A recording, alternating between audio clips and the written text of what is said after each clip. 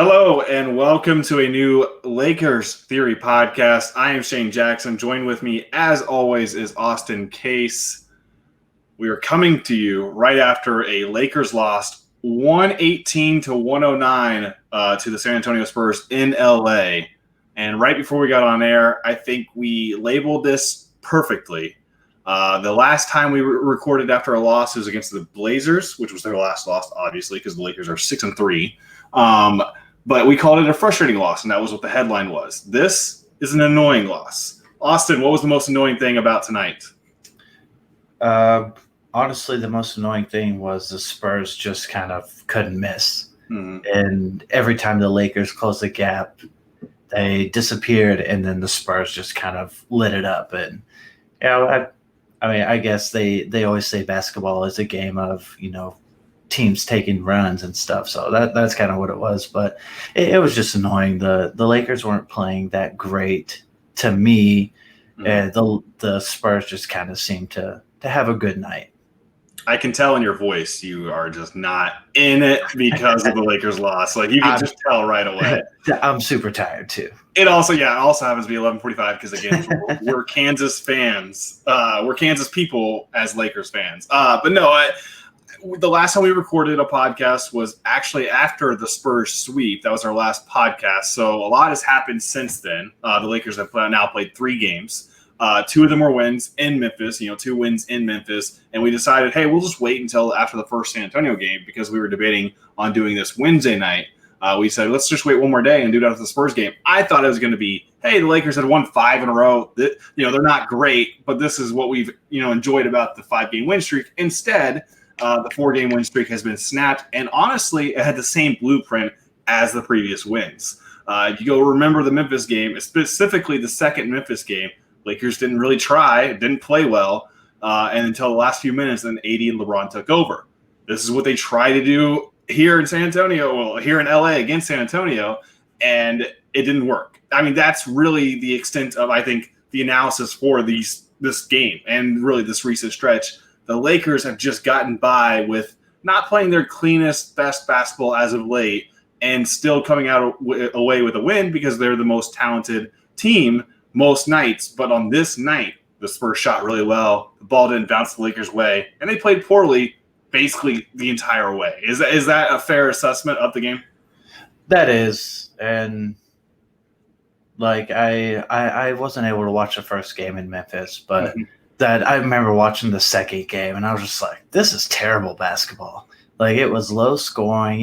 There's no energy to me. And I was like super bored just watching it. But I was like, no, I wanted to do other stuff, but I was like, no, I'm going to watch this game. Like, it was really boring, but it was still a good game because it was back and forth. But yeah, that just seems kind of they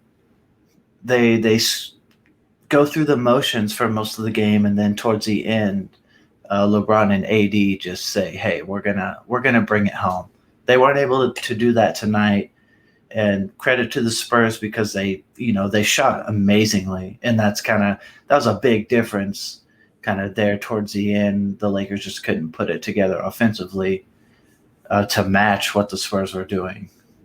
I should mention the scores in the Memphis game again because we haven't recorded since before then. Obviously, I assume anybody watching or listening to this podcast at Lakers Theory here has already seen the scores. But in case you haven't, back-to-back wins in Memphis, 108-94 the first game, and then 94-92 in the second game. And yes, specifically the second game, it was a similar formula to what tonight was, really. I would say the difference, and a lot of games have been that way. I would say the difference to me was the Lakers, you normally have such a strong start. I mean, their starters come out, they're blazing hot, and then the second group, really, you can see a drop-off, right? And it gets tight at the end of the first quarter, and the other team ends up taking the lead or whatever it is, and it's just sloppy after that. Tonight, against the Spurs, the Lakers didn't score for the first 4 minutes and 1 second of the game. And credit, obviously, on the other end, I mean, the Spurs didn't score hardly at all either. I mean, they spotted the Spurs in 9-0 lead, but it took a couple minutes for the Spurs to hit a shot as well. But I thought that was really key tonight. And I think the story is still, hey, the Lakers could play better basketball early on and not rely on the closing stretch. But really, I thought, even though it was only a few minutes there early in the game, I thought that was a big part of it, is that the Lakers didn't start off as well as they have in the past.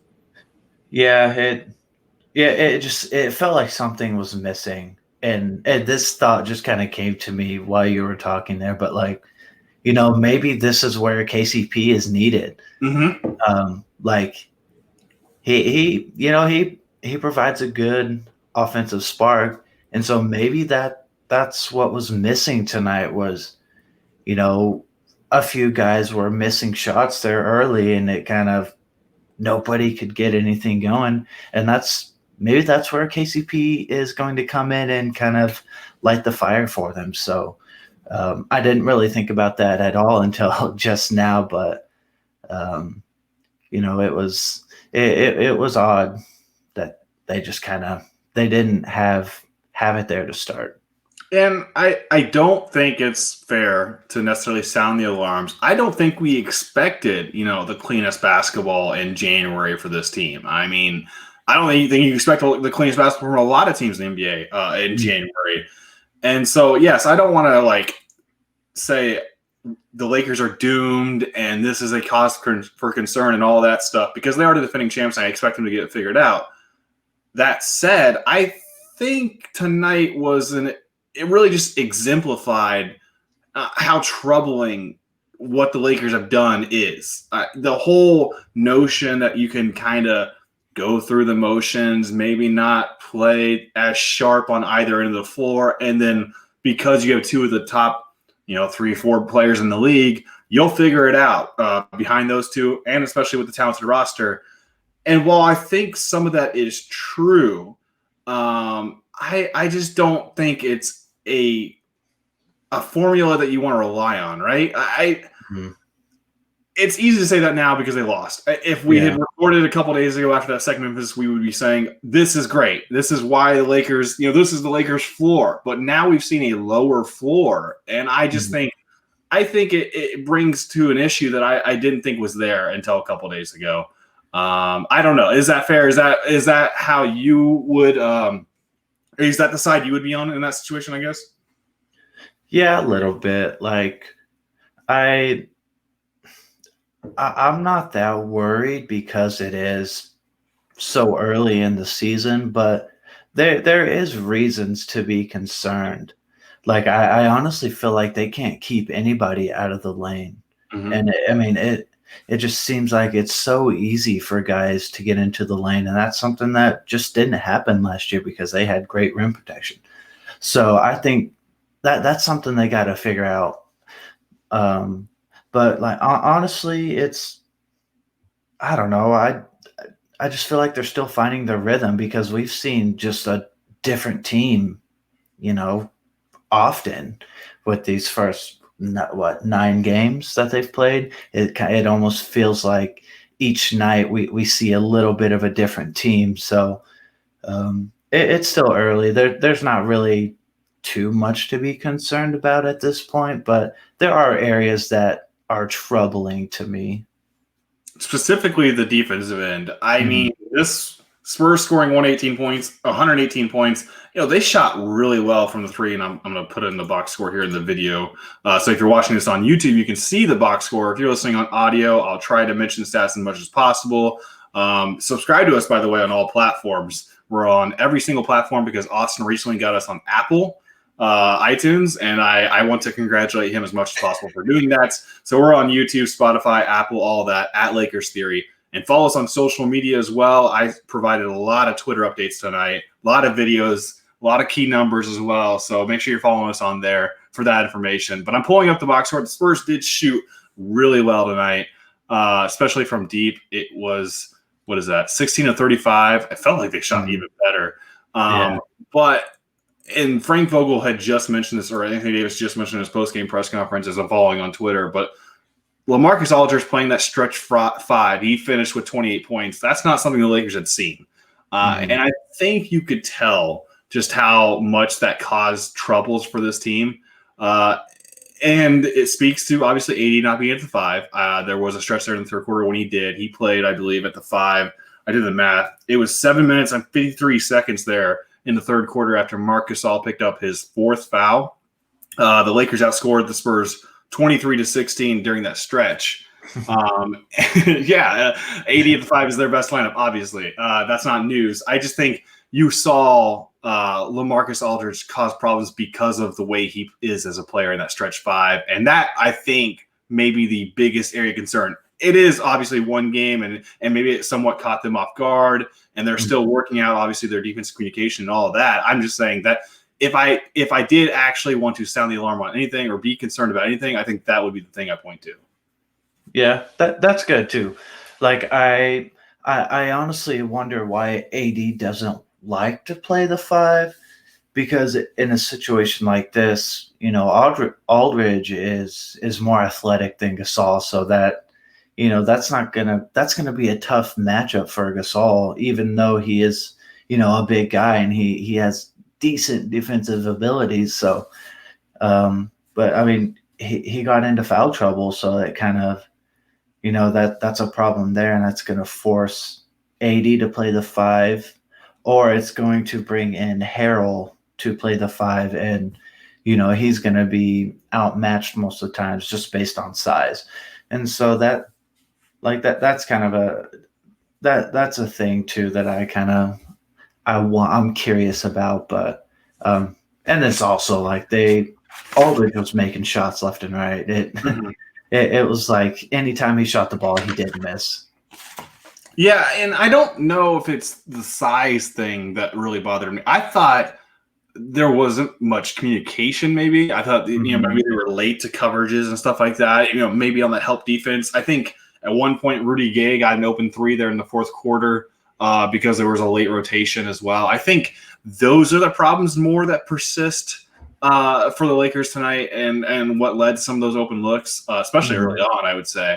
I did think the Lakers had a really good defensive possession in the third quarter. Again, I tweeted that at Lakers Theory, by the way. There was a video of it. But Dennis Schroeder had great on-ball defense. You could just see his aggression almost in that situation where he'd go from one man to the other. And he was a big part of that shot clock violation by the Spurs. But outside that, I didn't see a whole lot of possessions where I was like, this is good defense by the Lakers. And before this game, and maybe I cursed them a little bit, but I tweeted a stat from Cleaning the Glass where they were the same ranked as they were at this time, or where they were last year in NBA defensive efficiency. They were third in the NBA entering this game. They were third last year, obviously. And so I somewhat cursed them by that, but I was just saying that, like, much was made about how this defense was supposed to take a step back, right? And it hadn't really. It didn't feel like it anyways. And I feel like there's still guys who are adjusting to the new system, obviously, but I don't know. Tonight it was more, you know, the Spurs couldn't miss, and LaMarcus Aldridge was a problem. Yep. Alex Caruso was back. I think we need to get into that because, well, I'm a big fan of Alex Caruso, but he hit back-to-back threes there in the first quarter, and I actually thought, hey, Alex Caruso, his first game back, he's gonna come up big. The Lakers are gonna win. This is gonna be the story of the podcast, right? This is what we were gonna talk about. That did not happen because the Lakers didn't win, but I thought Alex Caruso being back was noticeable for the Lakers, just like his absence was noticeable. Maybe not in the way of three-point shooting, but it certainly was. It was noticeable on both ends. Yeah, I felt that way too, and it was kind of it just brings a different energy, and I feel like that's so important at this point in the NBA season because there's no fans, and so like having guys like Caruso who are going to get on the court and just, you know, create a problem defensively for the other guy. And like, it was like, I feel like anytime he's making shots, that's just like a bonus from him. Cause to me, that's not his typical role to be out there and make shots. But honestly, he's like, I feel like I have to change my rhetoric on him because he's starting to make shots. And I think maybe the game that he got hurt, he was 2 for 2 from deep as well, or something like that. It may not have been his last game, but one of those games that he was 2 for 2 as well. So His offensive spark is, it's getting there, but I feel like defensively his absence was felt, and it was really noticeable to have him back on the court. He only had 8 points. I thought for some reason it was a little bit more than that. He finished with +7 in the plus minus, which again, one game sample size plus minus, not necessarily the best indication, but that was noticeable. Wesley Matthews actually led the way with plus minus. He had a +8, but that shows some of the fallacies with plus minus for one game sample size. But yeah, no, I thought it was good to have him back, and I think you brought up a good point right there at the beginning of the explanation about energy. I thought there was a stretch there late in the third quarter when the Lakers were kind of getting back into the game. I think they even were cutting into like one possession. It almost felt like they were like manufacturing their energy out there. It was obviously an empty arena. It just felt like they were trying to hype themselves up a little bit. And I think that's something that is somewhat underrated in this aspect is that it felt like, in a normal situation when you have fans there, like a couple stops or a couple buckets, the fans would have gotten into it there in the third quarter. It didn't happen, and the Spurs kind of pulled away a little bit. And so I don't know. Maybe I'm reading too much into it, and it doesn't actually matter. But when you are playing a few teams that maybe aren't on your level, and you just got back from a long run from home, I felt like maybe the fan energy could have played a bigger part in there if there were actually fans. Yeah, especially a game like this. Like they were down pretty much the whole game. I think the whole game, except for maybe a few minutes there. I don't think they ever had the lead. I thought I saw someone tweet that they took a lead, but I don't remember them ever taking the lead. So I could be wrong, but I don't believe they had the lead ever. Okay. But it just, like, in that third quarter, there was a handful of possessions where you're just like, okay, this is what we're used to seeing, like great defensive efforts, and then they were turning their defense into offense, and that's kind of what we were used to seeing. And then at that point, that's where that fan energy is really just going to feed into these guys, and that was absent. And so I really think that's noticeable just because that's not there. Like, I feel like Staples Center would have been going crazy over that course of time frame, and that energy is just not there. Despite all of that, the Lakers really were in this. Like, they had a chance. It was 108-100 when AD put that putback dunk in there, when he got a lot of energy there. You could actually tell he actually was kind of frustrated there in the second half. I felt like he let out some of his anger there in that situation. They get a stop on the other end, one possession, and going back on the offensive end, Wesley Matthews has a wide open three that just rims out. And yet the Lakers are still hanging on because the Spurs, had a stretch where they missed like 7 shots in a row, and then the ball bounces off of LeBron's foot as he's trying to drive to the rim. And so I think we put a lot of fancy words and put this into perspective in certain ways for the past 18, 20 minutes.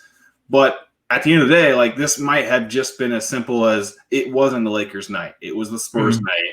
Yeah. And basketball is weird like that. I think there are things that we saw tonight that we should be concerned about. But for me, I'm not going to, I guess, freak out yet about this team. And I expect you at some point will actually freak out about this team. So I'm actually surprised how calm you are right now. But for me, this is not one of those nights anyways. I was pretty frustrated tonight. Like, I don't know. It was just a bad game. Like, I'm trying to be better about not going into like full depression. Like they're terrible.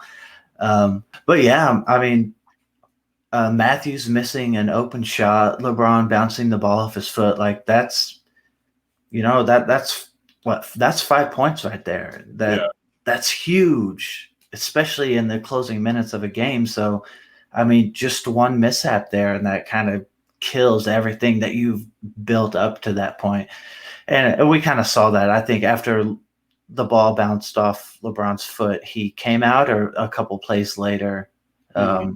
It was just kind of like yeah, LeBron was accepting the fate of this game, and so, um, but yeah, I mean, it was frustrating again. But like we kind of said at the beginning of the show, it was just an annoying game to kind of watch and stuff. But just a few plays there at towards the end is kind of really what set the tone for the rest of it. A low key part about that stretch, by the way, I wrote a note about it. By the way, LeBron played a lot of minutes for a game that he ended up sitting out the last couple minutes, but he checked out of that 4:43 mark.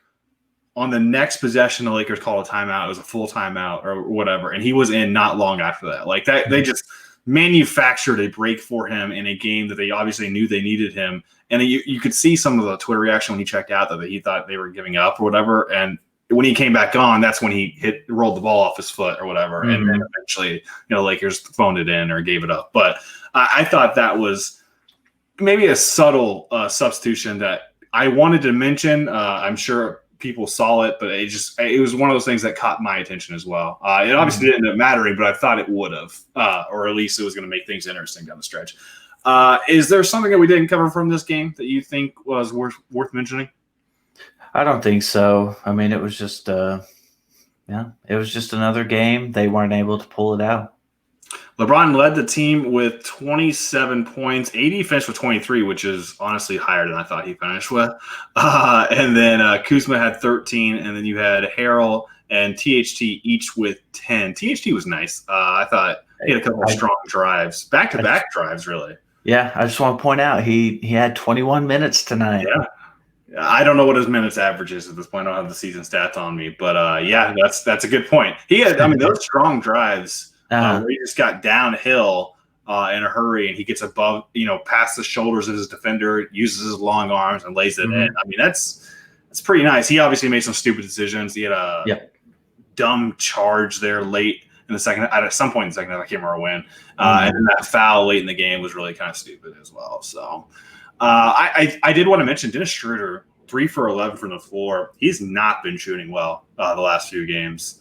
I don't know necessarily what's going on in that situation. And honestly, it's rough to see because that's what he's supposed to bring, right? Like is a scoring threat there and a little bit more efficiency there because he's not the best decision maker with the ball in his hands.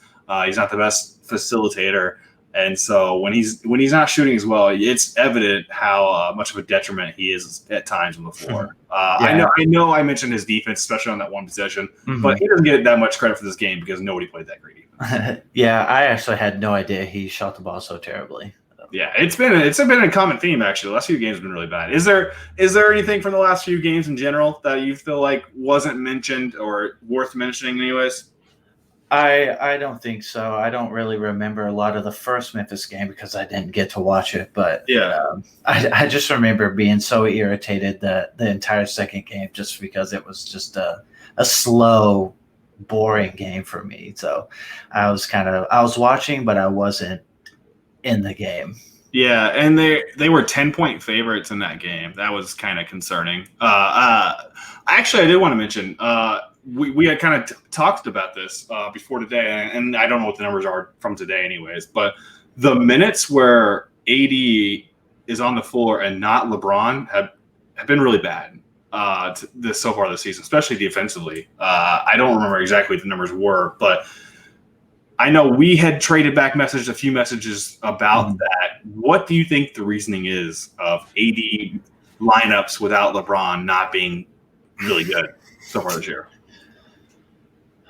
I really have no idea what the answer could be. I think I kind of got to the point where it might be the fact that AD is at the 4 and Harrell is playing the 5, and it's really I don't know, man.